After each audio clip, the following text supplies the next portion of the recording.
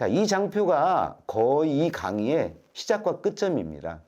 임무 정의부터 시작해서 데이터 운용 활용까지, 즉 데이터 운용 활용은 AI 허브 쪽입니다. 개방형 데이터를 말씀드리는 거고요. 임무 정의는 과조위 때 철저하게 들으셨을 겁니다. 우리 목적성이 도대체 무엇이냐. 그 다음에 수집 과정은 뭐 획득이냐 수집이냐 이런 다양한 얘기를 있지만 원시 데이터를 결과물로 산출물로 만들게 되는 거죠. 정제 과정은 원천 데이터라고 하는 결과물을 만들어내게 되고 데이터 가공은 라벨링 데이터 혹은 가공 데이터라고 표현합니다. 이러한 것들이 쌓여서 데이터 학습을 하게 되는데 그 학습 데이터가 바로 데이터 학습 데이터 셋이라는 표현을 하죠. 즉 집합이다. 학습 데이터 집합이라는 표현을 합니다. 자, 이런 내용들로 프로세스가 이루어졌다면 밑에 있는 내용들은 활동 영역들이죠. 도대체 단계별로 우리가 무엇을 해야 됩니까? 라고 했을 때 그 답을 그러니까 예시로 지금 작성을 해놓은 겁니다. 이거 외에도 엄청나게 많은 활동을 하게 돼 있어요. 그 중에 가장 대표적인 활동 영역들을 간단하게 예시를 통해서 제시를 하고 있습니다. 제일 중요한 우리 개인정보라든지 법적 타당성에 대한 중고성 확보를 위한 것은 대부분 정제 과정에서 해달라고 요청을 합니다.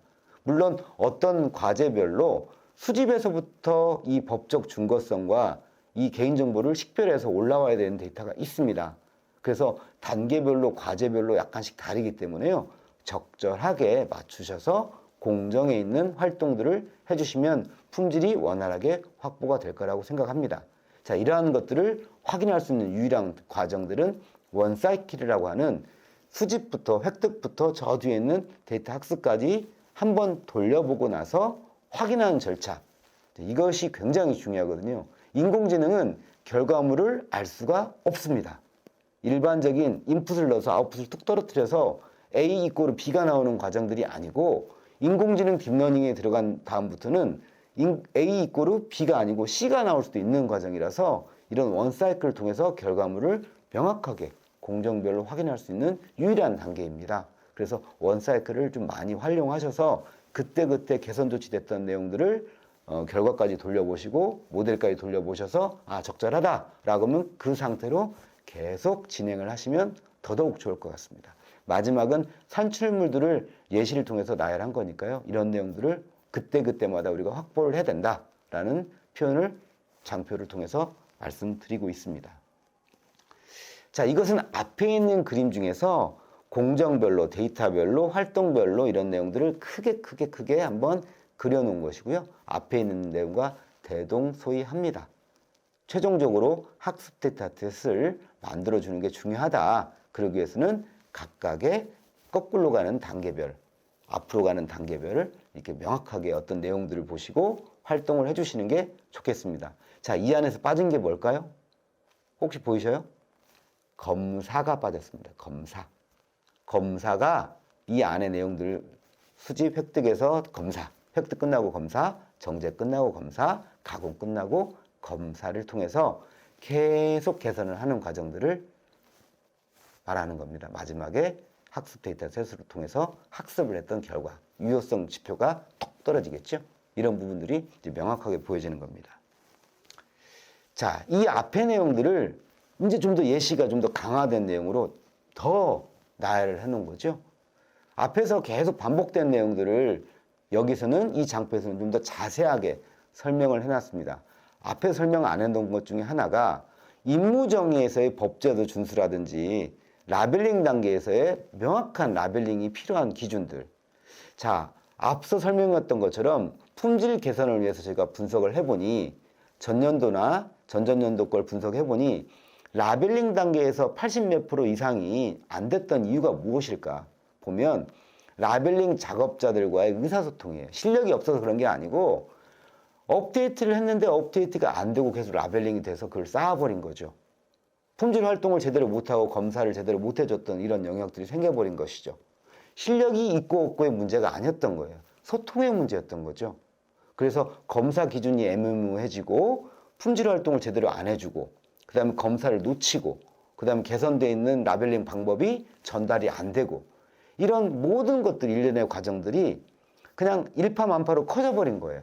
그래서 나중에는 결과를 놓고 다시 거꾸로 고치려 하다 보니까 그때는 눈더미처럼 쌓여버려서 쉽지 않은 상황이 된 거죠.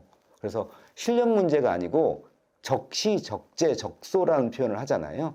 때를 놓치면 안 된다는 것이죠. 라벨링 단계에서 이 부분을 명확히 해주시고 마지막에 전수검사, 즉 전체량을 그때그때마다 검사를 해주심이 나중에 저 뒤에서 몇 수백만 개를 한꺼번에 검사해서 많은 시간을 소요되는 이런 부분들을 사라지게 할 수 있는 능력이 되는 겁니다. 그러니까 그때그때마다 명확한 기준이 필요하겠죠. 획득부터 수집, 정제, 가공 이것들이 처음부터 끝까지 딱 일관되게 가버리면 맨 마지막에 수월하게 딱 제출하면 끝나겠죠. 이런 게 굉장히 중요합니다. 자, 이거는 이제 OW1H라고 해서 구축 안내서에서 1.0 버전에서 계속 제가 주장창 주장했던 건데 누가 언제 어디서 무엇을 어떻게 왜 라는 뜻이잖아요. 각각의 구축 공정 가이드라인이라고 하는 많은 문서가 있어요. 특히 구축 계획서, 수행 계획서 보시면 계속 물어봐요. 야, 누가 작성할 거야? 야, 누가 쓸 거야? 누가 수집해? 누가 어디서 하는 거야? 어떻게 할 건데? 그 방법이 명확하지 않아? 구체성을 갖고 확보해달라고 요청하죠. 계속. 과조위에서 뼈저리게 느끼셨을 거예요. 구체적이지 않다. 뭐가 도대체? 뭐가 구체적이 않은 건데? 바로 OW1H가 빠졌기 때문에 그렇습니다. 혹시 우리 구축 계획서나 수행 계획서 안에서 OW1H가 빠져서 약간 애매모함이 생겼다라고 하는 순간부터는 품질도 애매모호해집니다. 그때는 물음표가 생깁니다. 품질 관리에서 물음표가 생긴다는 건 품질 지표에 심각한 문제가 발생된다는 뜻입니다. 이런 부분들은 적절하게 이 앞에 있는 OW1H에 맞춰서 작성을 해주시면 좋을 것 같습니다. 자, 이거는 구축 사례들인데요.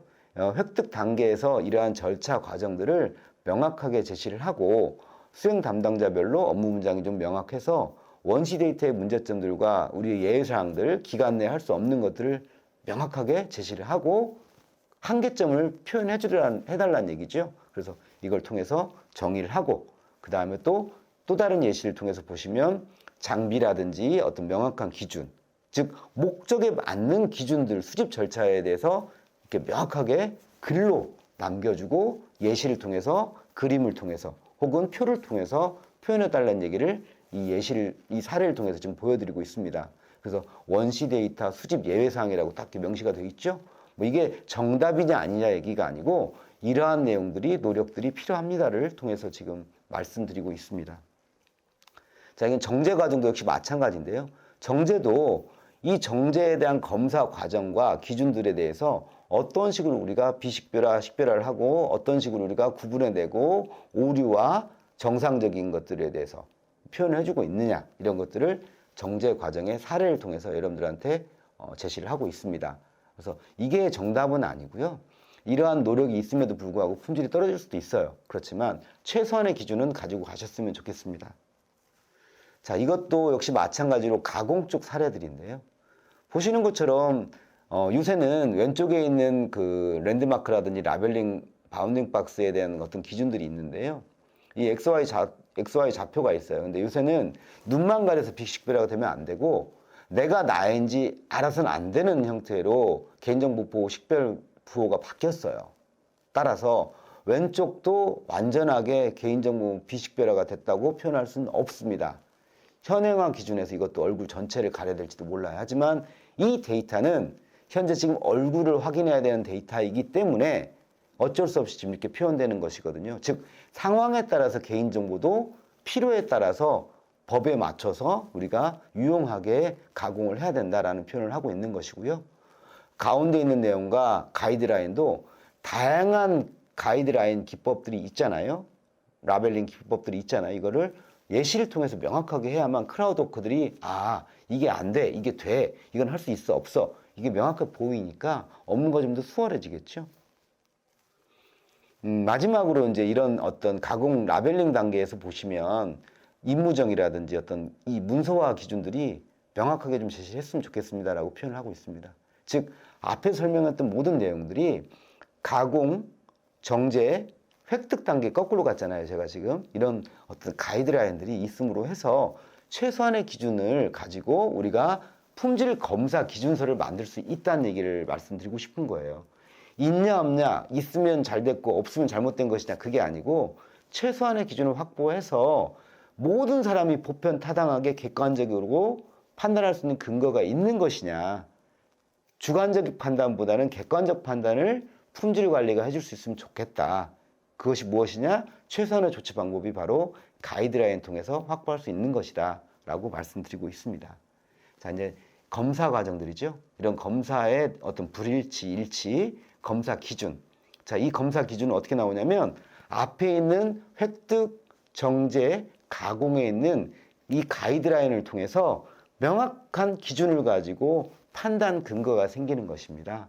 그래서 맹목적으로 만들어지는 것이 아니고 앞에 있는 목적성에 맞춰서 이 판단 기준이 만들어지기 때문에 이러한 내용들은 명확히 제시를 하시면 좋을 것 같다라고 해서 이런 사례를 통해서 이러이런 내용을 좀 해주세요 라고 지금 권고를 하고 있습니다. 그래서 가이드라인이 있으면 좋겠지만 없으면 최소한 구축 계획서 안에서 명확하게 판단 기준을 좀 근거를 제시해 주셨으면 좋겠습니다. 자, 짧은 시간이었지만 여러분들한테 이 품질을 개선하기 위한 방안들에 대해 설명을 드렸고요. 이 문의 메일이라든지 다양한 의견서들을 혹은 뭐 담당자들을 통해서 사업 담당 팀이나 담당하시는 분들한테 제시하셔도 되고요. 또 오면서 가면서 저희 같은 컨설턴트한테 얘기를 하시고 문의하시면 저희가 성심성의껏 답변을 드리도록 하겠습니다. 또한 수행기관 스스로가 제가 지금 앞에서 강의해 드렸던 것처럼 자체적인 어떤 노력을 통해서 품질 관리 활동을 지속적으로 해주셨으면 하는 바람이 있습니다. 아무튼 긴 시간 강의 들으셔서 감사합니다. 고맙습니다.